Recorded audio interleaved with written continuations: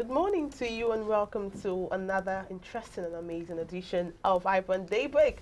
It's a beautiful Monday morning in Lagos, Nigeria. Weather a bit cozy, not so hot, not so cold. Another week to start up your goals, to make new plans and to actualize your plans. On the show today, we have amazing segment for you. But before that, my name is Margaret Opera, and of course, my amazing colleague is with me in the studio. Michael, right here. Yeah. How are you doing? How was the weekend? Oh, well, are you asking me? No, that question is for you, actually. Oh, well, my weekend was amazing. I'll just say it's amazing. The rains yesterday in Lagos, it was a very heavy one. Well, I didn't want it to rain yesterday because I had something to do, but nevertheless, I still did what I wanted to do, but a bit later than I should have done. But nothing. Well, it's an amazing one already. And it makes all of us feel really good. Yeah, very, very not sunny. Yeah. Not, And weather today, I think I like weather today. It's beautiful. Yeah. Very beautiful. We've got news update for you. We've got paper review. We got also topic for discussion today. Be part of the show and find out what we have in store for you. But we promise you one thing, it's going to be really, really interesting.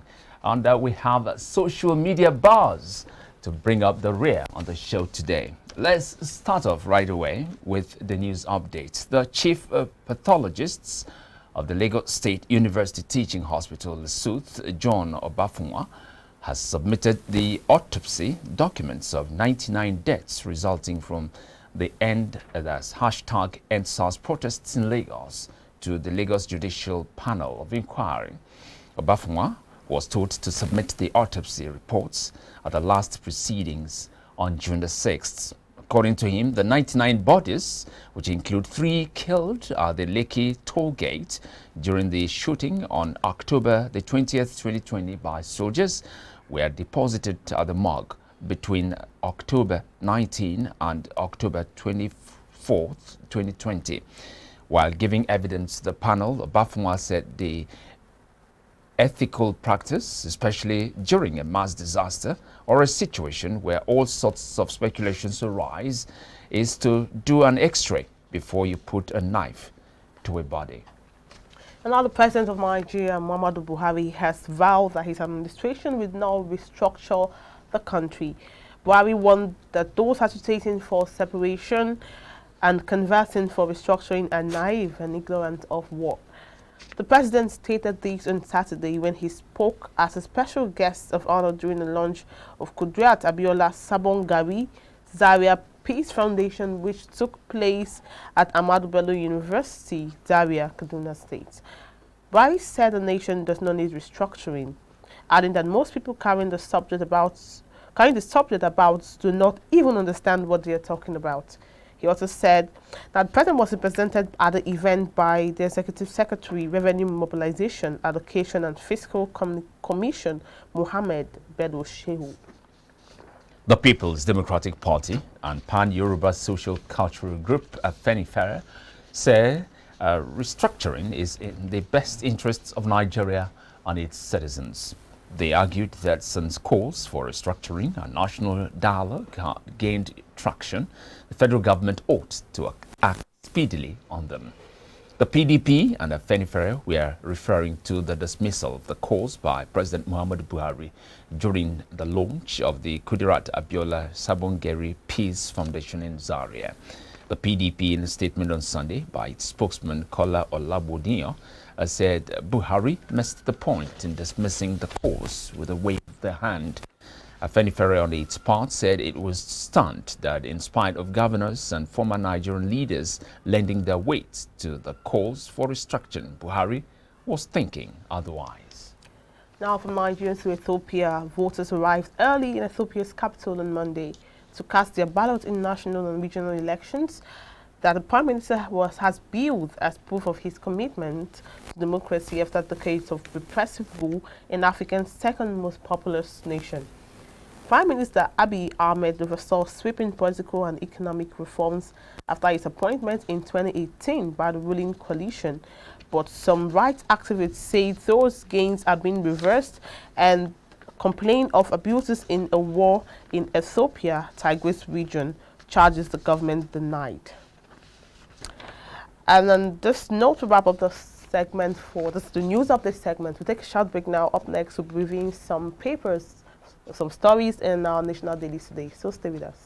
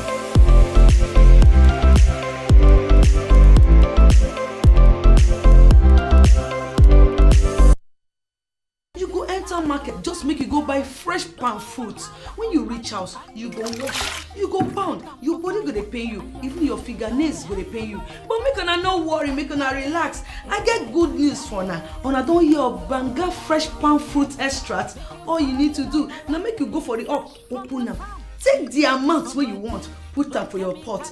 Which soup you wan make? Shey na egusi, shey na ogbono, shey na vegetable, shey na banga. My sister no waste time again, my brother no waste time again. Just go buy Banga fresh palm fruit extract. They go know say you sabi cook and you be better cook. Banga, come make your food yummy yum. Distributors needed nationwide. Phone number 081 63 974447, 080 35 64 4436, 070 66 63 8213. Banga fresh palm.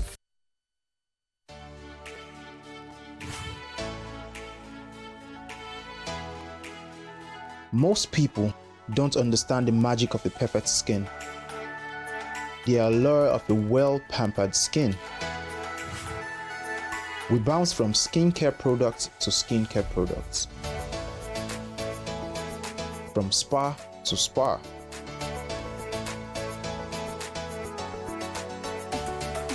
Looking for that ideal solution.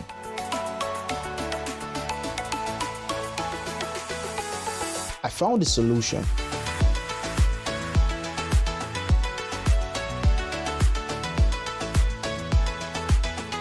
And it's Blemiviv Skincare and Spa.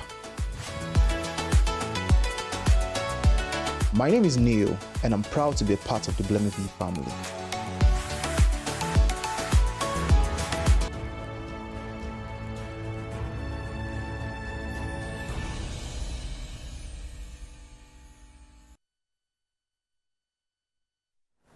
It's the first edition of our morning show here, Daybreak on iBrand this week.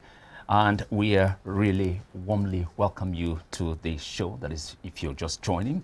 And it's now time for us to bring you the top stories on some of today's Nigerian dailies. And we're raising the curtain. Oh, just before that, we have on Skype this morning, Libros Oshoma, legal practitioner, the special guest here to help us analyze some of the burning issues. Hello, good morning, Libros, and welcome to the show. Good morning, Libros. Yeah, good morning. All right. Thank Now, we're kicking off with The Nation. Fireme warns of threats to Ekiti 2022 poll. Ibrahim Bado. OPC chief asks Makinde to do more on security. Airlines increase fleet/fares. Nigeria to save $156 million on maritime insurance. Now, still on the nation, borrowing to fix roads, real good for economy, says Fashola. And we have there anger over Buhari's jibe at restructuring advocates. To you. All right, now moving to the Punch from the top says recapitalization, insurance industry assets rise to 2.2 trillion naira. And Twitter user Serap sues Buhari, Lai Mohammed alleged federal government curtailing free speech. And also the federal government spent 5 billion fighting poverty in 5 years, coming from the minister. Media bill, Buhari National Assembly attempting to criminalize journalism, says IPC. And the top story says states cry for cops. Bandits change strategies, attack schools en masse. The writers are saying 130 secondary schools in Zamfara deserted, communities short. 315 secondary schools in Kebbi lack security, says Nigeria Union of Teachers chairman, and no school safe until government negotiates with bandits, coming from Sheikh Gumi. Moving on, NDLEA arrests security agents selling drugs to undergraduates and cultists. Details on page 6. Osun clears 1,023 hectares for cocoa, cassava, tomato cultivation. JAM blames NIN requirements as revenue drops to 5.8 billion naira. Michael, over to you. Yeah, to the Daily Sun now. Second Niger Bridge 2022 completion date remains. That's coming from the federal government. Capital markets, CP issuance hits 3.5 trillion naira as scarcity of IPOs persists. Buhari under fire. Afenifere, Pandef, NEF, Ohaneze, MBF, others attack president over position on restructuring.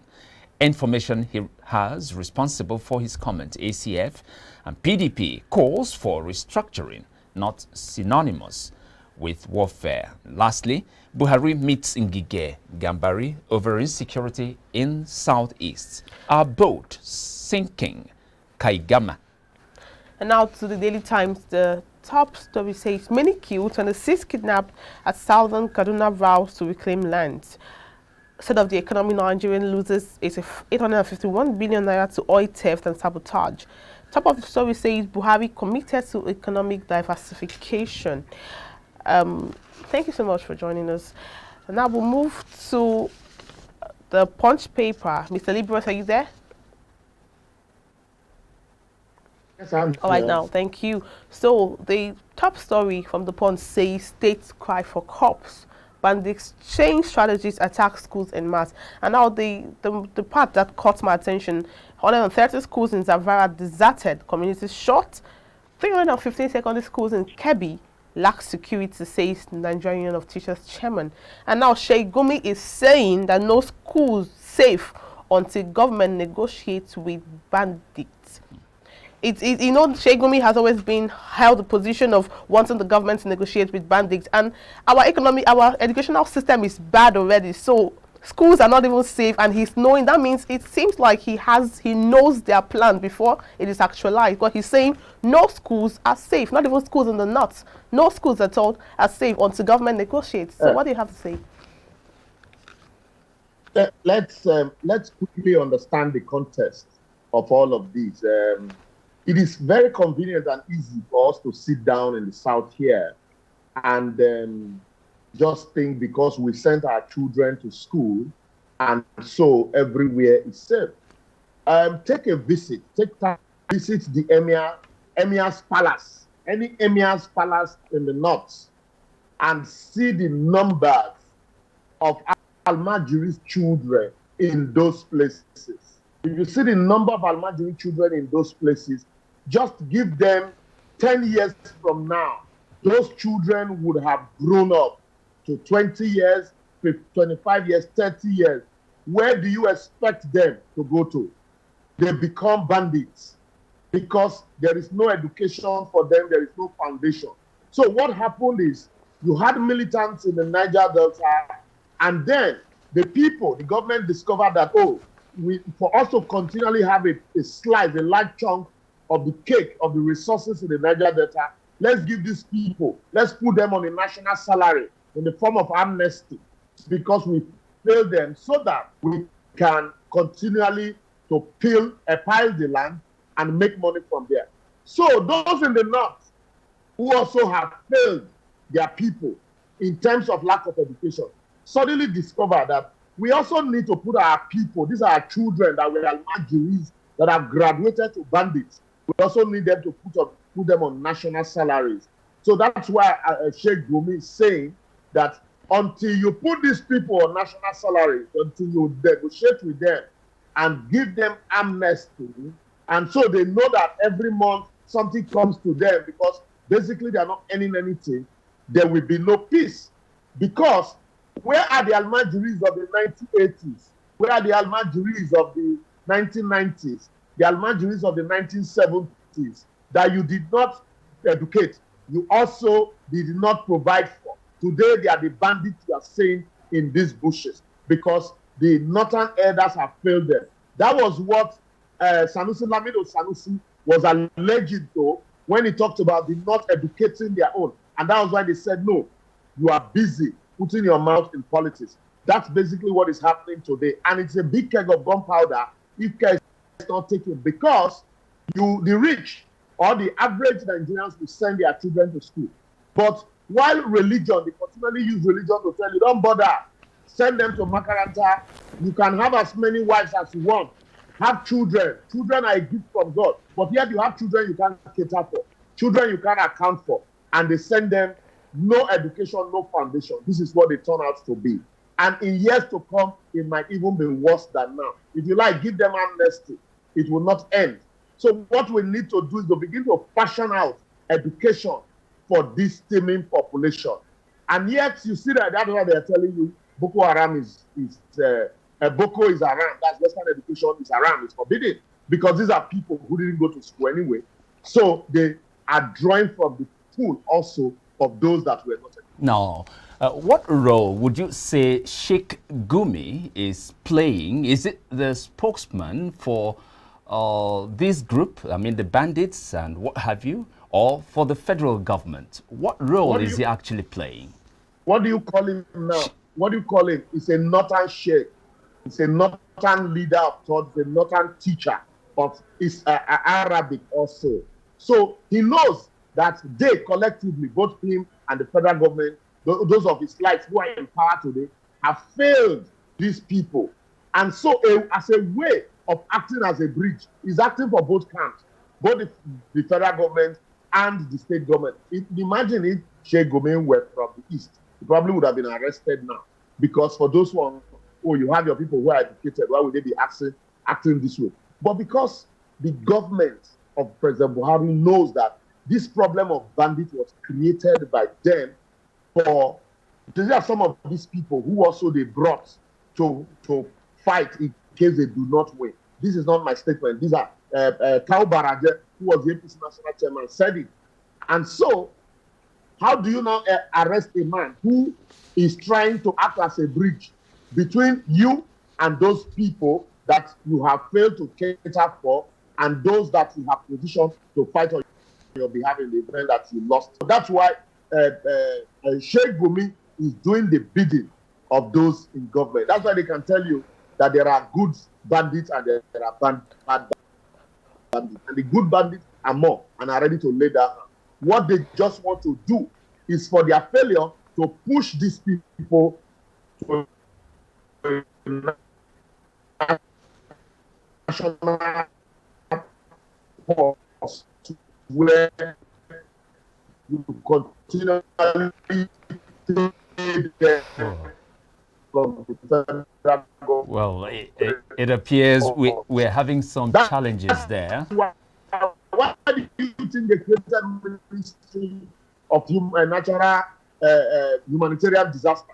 Why do you think that ministry was created? Do you think it was the Nigerian these people have been created? Wow. I think there's a network downtime. Yeah. Can you hear? Are you there? Are you there? Yeah. Can you hear us? Can you hear us? Yes, I can hear All right. you. Okay. Briefly. briefly, you mentioned the Niger Yes, Delta I can militants. hear you. All right, you mentioned it briefly, please. You mentioned Yes, the Niger Delta clearly. militants and now the bandits. Now, the Niger Delta militants, they were fighting because the Niger Delta region was marginalized. They had oil spills that they were killing their children, their people, and their natural resources. Now, these bandits, at least the Niger Delta militants, they were known. They said what they wanted. These bandits, we don't even know what these bandits are. And in the same northern states, you said that they are the bad educational system. They are still making it unsafe for the little that can go to school to go to school. So we don't even know these bandits. That's the question. But we knew the militant. At least the Niger Delta was marginalized, and it was seen by the whole world what was happening in the Niger Delta region, oil-rich region. Yet nothing was coming up. But these bandits, we don't even know them, sir. So what do you think, briefly? See, my sister, the what do you call it? Can you hear me? Yes, I can. Okay. Niger, poverty does not know tribe. Poverty is poverty. It doesn't know tribe. Niger Delta militants were fighting for environmental degradation, and the fact that they had resources that were being, used as a national cake, and development eluded them. These people, now there is a window for them to make money. When you kidnap and excuse me, and ransom is paid, what you are telling those people that are not kidnapping is that there is an opportunity here. So the moment you pay the first ransom, more people will see that opportunity to go into it and make more money. That is why when government came up to say, oh, when you kidnap school children, it is impossible to attack the kidnappers because of the number of the children, so we don't want casualties. Don't you know that it was a hint that they were giving to those people that wanted to go into such trade? That it was a hint. Go into, if you are kidnapping, kidnap school children, because it will be difficult for us to harm you and rescue the children. And then when you kidnap such children and you make 100 million in one swap, what are you telling others who are not going into it? That look, you can make more money from here since the government has paid you. Okay. And that is why the kidnapping, as long as you keep paying ransom, kidnapping will not stop. It is not enough to say you will not pay ransom. When you say I won't pay ransom, also ensure that these kidnappers are brought to book, they are arrested and treated like kidnappers. The long arm of the law meets up with them. But if you fail to use the long arm of the law to meet up with them and say I won't pay ransom, you are just deceiving yourself. So, and that's why your Attorney General, the Attorney General of the Federation, can compare agitators for secession, Fulani headsmen with spare part dealers. Right. It is the same mentality that is not using to say if you can compensate Niger Delta, why can't you compensate this other thank you, one Mr. who are kidnapping? After all, they are up war. Thank you so much for sharing your thoughts. Now, Michael, we'll move straight into the topic for discussion. Oh, sure. Still stay there because we have more questions for you that's on the main topic for the day. There are two sides to a coin and two sides of a story. This has become the fate of social media in the country. Now, social media has always had its advantages and disadvantages, and for this reason, a lot has been happening as regards the best way to accommodate the use of social media, since it cannot be completely eradicated. Our topic for discussion today is federal government to enact a law to regulate social and online media in Nigeria. Libras, you're still very much around. Now, from a legal point of view, in a democratic setting such as ours, does the federal government have any right to regulate the social media? The provisions of the Constitution, there is no absolute right.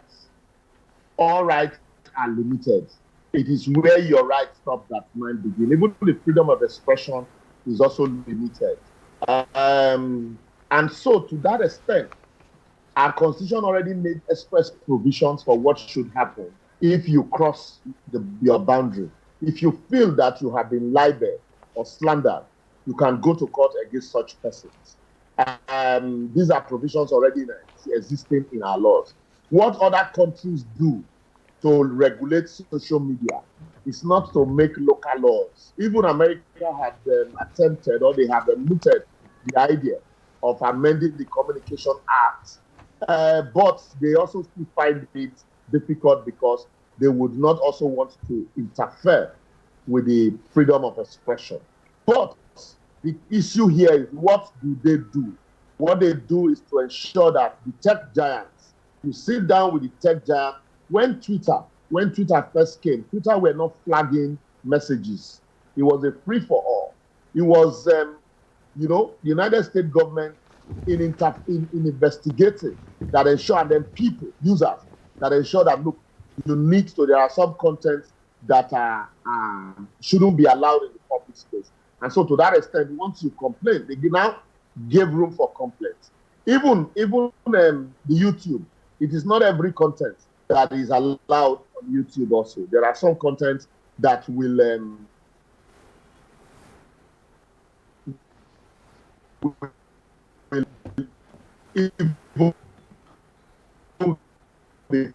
Wow. We are having some challenges there with the audio. There are some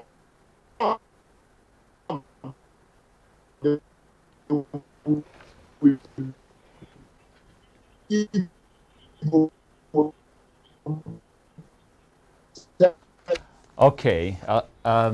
Well, we appear to be having some issues there with the audio, not clear now.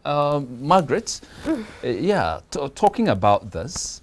By the way, we're going to get back to you, Oshoma, as soon as this error is rectified. We're still talking about the suspension of Twitter operations in Nigeria, whether it is legal or not legal. And there's a network. Okay. Okay. Can you hear us now? Because we've been having issues with the audio. Oh, beautiful. So most part of what you said was not clear at all. In fact, like a minute plus ago, we didn't hear anything you said. Could you rewind? Could you go back to them? Yeah. So, am I clear now? Am I clear? Okay. Yeah. Yes, you are. Sure. Yeah. Yeah. So I said that what happens in other clients is the fact that the tech companies, what they do, they innovate ideas for self-regulation.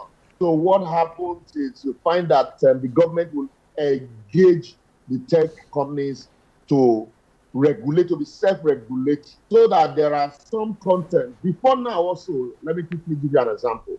WhatsApp, you could forward as many messages as you can, but now it is restricted to just 5 persons at a time, because these are some of the regulations that the tech companies have had to innovate to regulate messages, fake messages, dissemination. And so you find out that that's what other countries do. They engage the tech companies to ensure that it is self-regulatory. So because there's a thin line, a very thin line, so as not to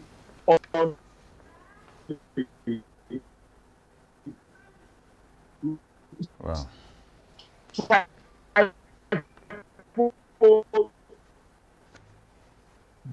The freedom as enshrined in the Constitution, the freedom of expression. So, but here, we rather than engage the tech, we now want to enact giving power to determine what will, as against the law of slander, the law of libel. And so, and also contrary to the freedom of expression in the Constitution. I think the right step the government can take or should take would be first and foremost to engage.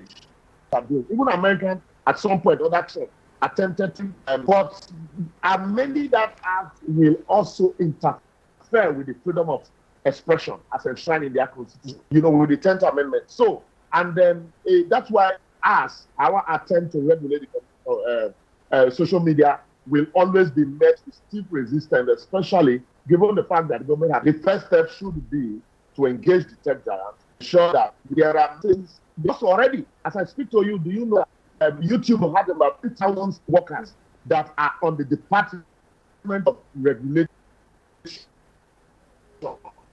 to ensure that what is posted are not a violation of their rules. For now, also Twitter ordinarily don't plan, but it is innovation and complaint from countries that ensure that messages are flagged. A back and forth battle between Twitter and the Ministry of Telecommunications Department in India since January. They've been back and forth. Ask, consider government that once you complain against the government is an attempt to bring down the government or the administration of Muhammadu Buhari. It means that this law will be dead on arrival also because they have not taken the first step. The first step being that you need to engage the tech giants so as to ensure what is fake and what is real. But when you put such powers in the hand of a man who is not even a judge to determine, or a commission to determine what is fake, what is real, and for a government that is so scared of opposition, that's resistance, and that law is not altruistic, and that law will be contrary to the provisions of freedom of expression and Section 22 of the Constitution. All right, thank you. Now, the aim to regulate social media from the Nigerian government, and you mentioned that some countries regulate their social media and all of that, which, of course, it's normal. So, but the aim is what we are looking at. Doing some months ago, sometime last year, in October to be precise, Honorable Desmond Elliott came up to say that children are using the social media to insult elders.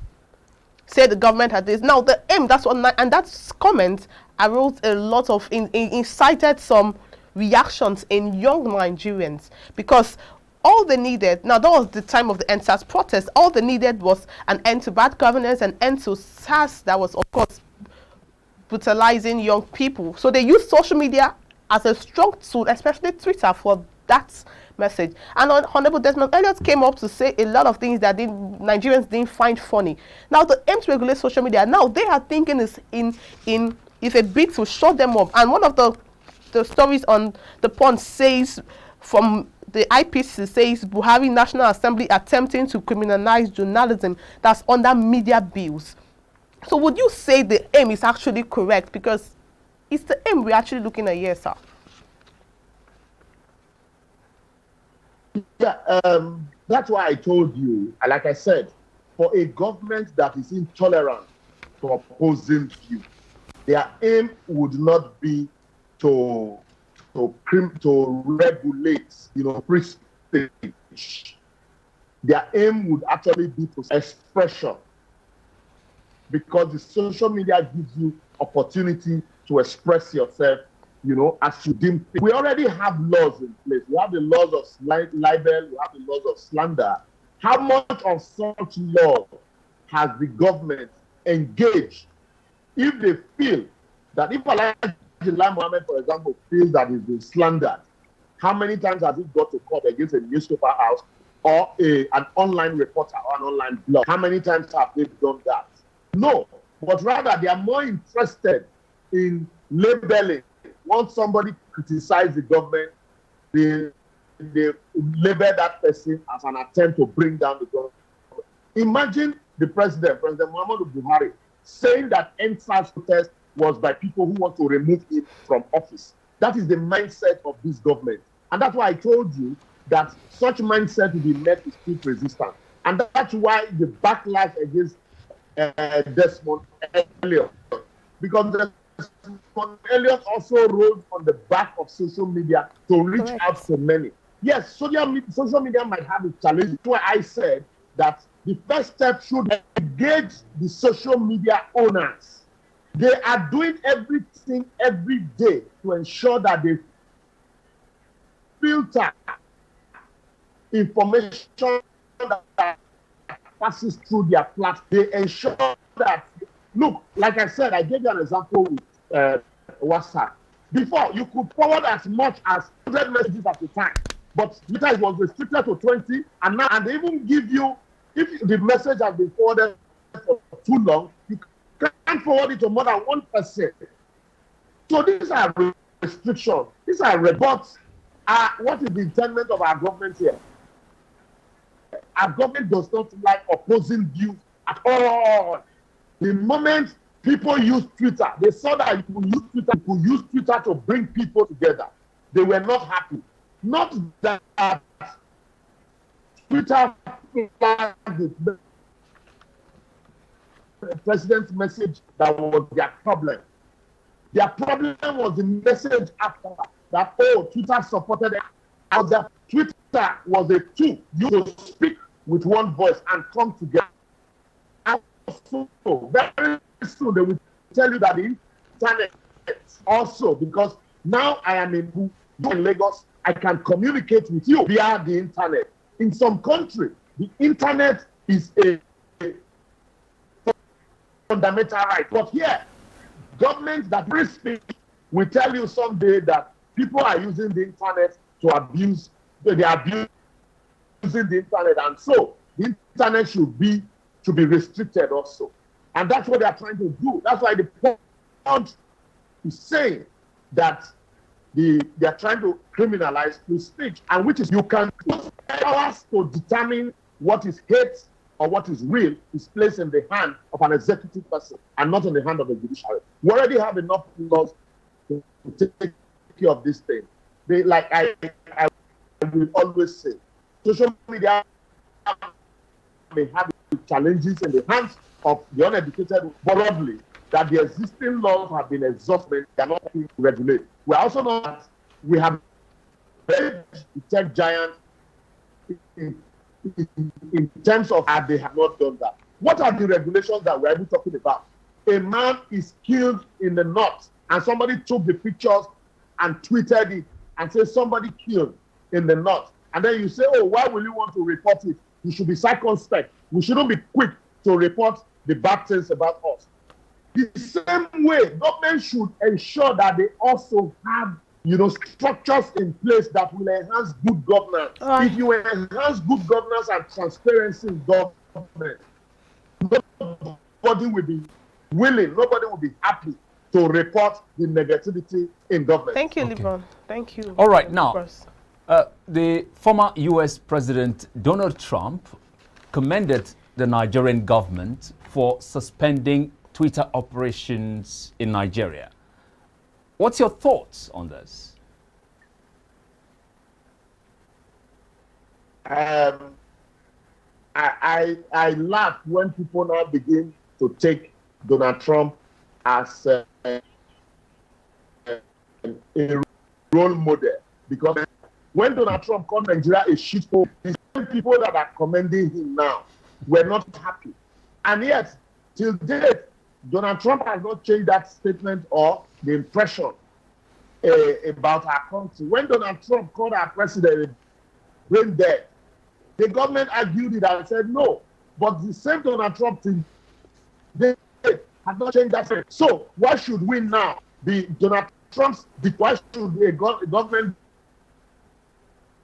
be happy that the dictatorial tendency is happy with the dictatorial act or action that they have taken?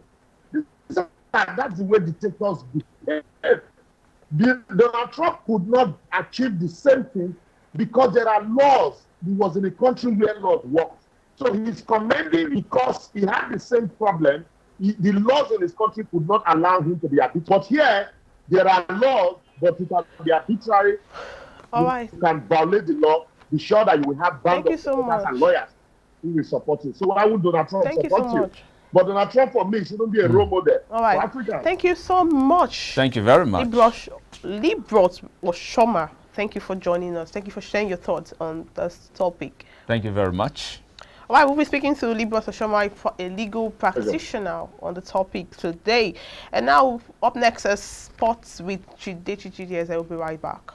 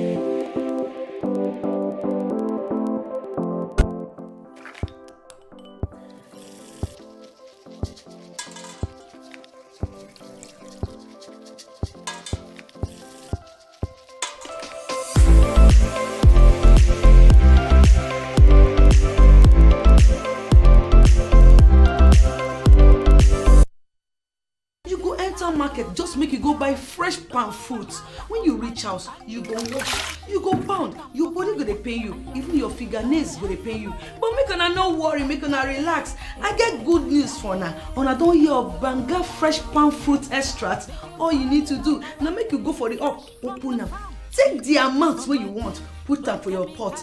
Which soup you wan make? Shey na egusi, shey na ogbono, shey na vegetable, shey na banga.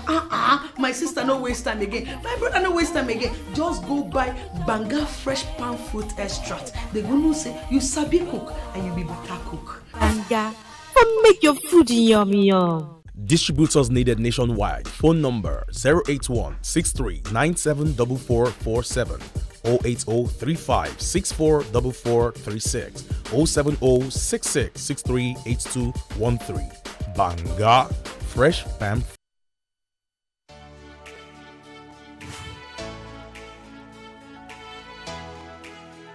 Most people don't understand the magic of a perfect skin, the allure of a well-pampered skin. We bounce from skincare products to skincare products, from spa to spa.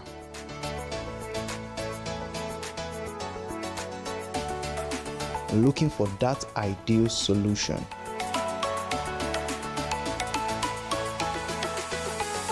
I found the solution.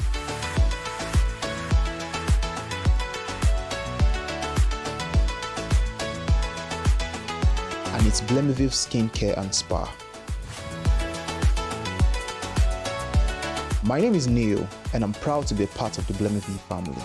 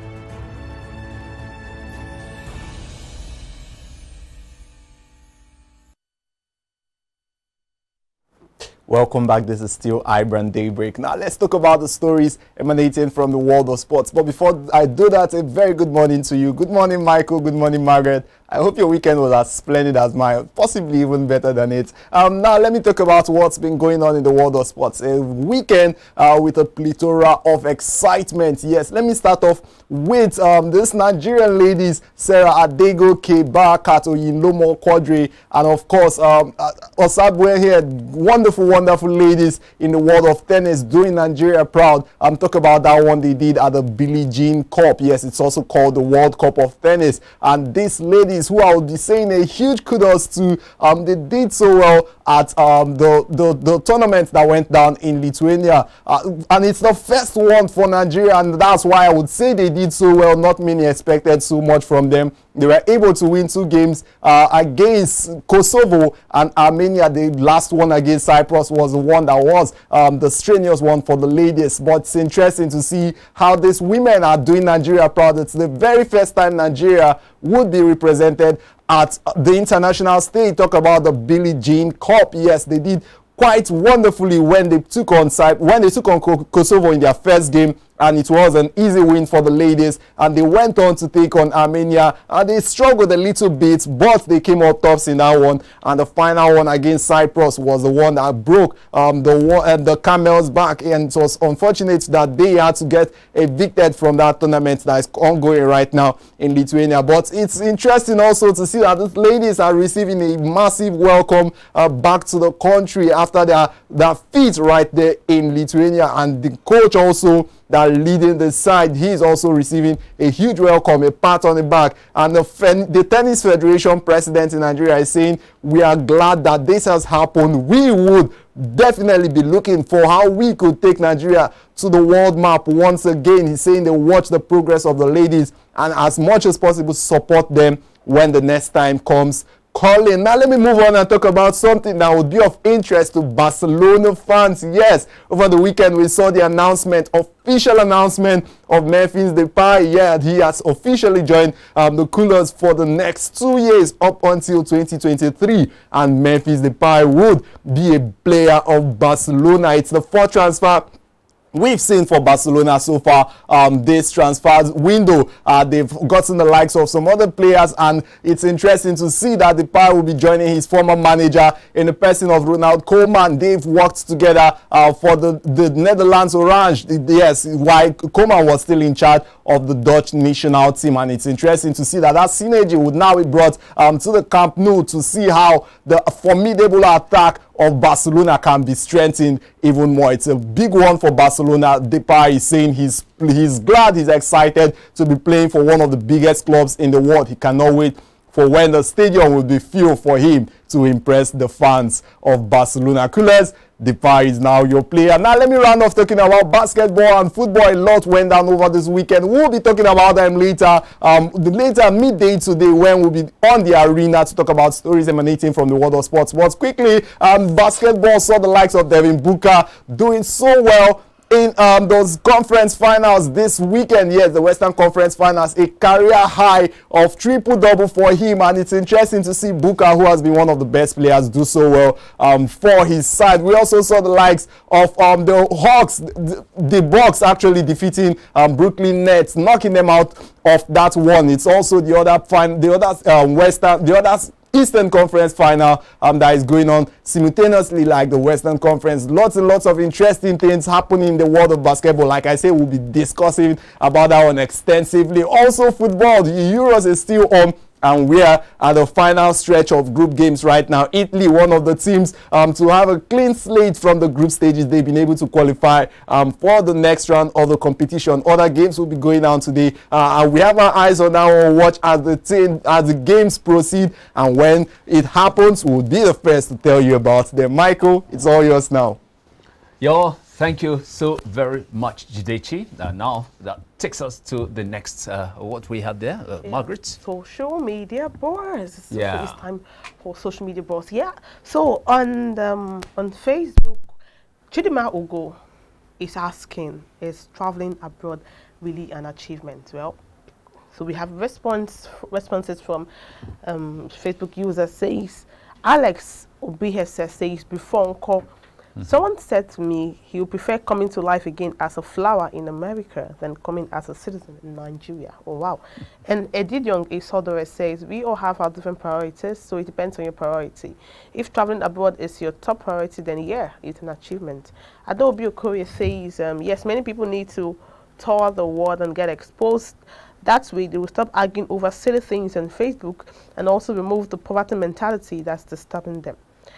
Osuji Lawrence says, my dear, it's like winning a scholarship. It's an achievement. To succeed in life, your environment matters. And so, wow. And replying to that, someone says, I swear, environment matters. And Susie Villa says, yes, dear, it is. In fact, let me travel abroad and be useless. It's still my greatest achievement. Oh, wow. Now, the last comment coming cracking up saying, let me travel abroad and just be useless. Oh, wow. That shows how much people can wait to leave Nigeria. Because I'm sure people, you know, abroad is not just, we are in Nigeria. Do you know Cotonou is even abroad? Or, come on. Well, that's a funny one then. It depends on where you're coming from. For me, as far as I'm concerned, traveling abroad, traveling to any of the developed countries does not make you superior to whoever is back here at home. If it is better or easier for you to achieve your goals when you travel, that's good and fine. But for a Nigerian who is still back here in Nigeria and who ends up achieving, you know, realizing his dreams, you're both at the same pedestal. Nobody is superior to the other. That's the way I look at it. It's just priority, just like one of the users said. What's important to you, it's what is an achievement to you. Oh, yeah, so sure. If being in America is an achievement, it's important to me, then it's an achievement for me. And if being in Nigeria, as like you said, helps me actualize my dream, achieve my dreams better, then it's even more of an achievement. Because I know someone who has traveled far and wide, and he's living in Nigeria. He said he doesn't like traveling. He rather stays in Nigeria because this is where he's making money according to What are we talking about? about? I also have friends who are not in Nigeria. They're abroad and they say they will never come back to Nigeria. So it's just priority. What you think is best? Yeah, it depends on individuals. Yeah. If you're traveling as part of tourism or geographically speaking, you want to know more about it, that's okay. There is nothing wrong with it. So everything bordering on this depends on the individual. Actually, yeah, it does. All right, then. Thank you so much for your time on the show today. If you're just joining in, well, you missed a very large segment, but not to worry. Later today, we'll have a repeat belt, and also tomorrow morning at 9 a.m. on the dot, we'll bring you another interesting segment. It's going to be a Tuesday tomorrow. You should not miss that. And then I'll leave you with a quote from OG Madino. He says, failure will never overtake me if my determination to succeed is strong enough. Take that again. It says, failure will never overtake me if my determination to succeed is strong enough. On this note, wrap up the show, Michael. Well, thank you very much for being part of the show today. If you enjoyed it, another very interesting edition is sure coming your way again tomorrow. Michael Nath here. Margaret Opera, just like Michael said. Bye for now. Bye.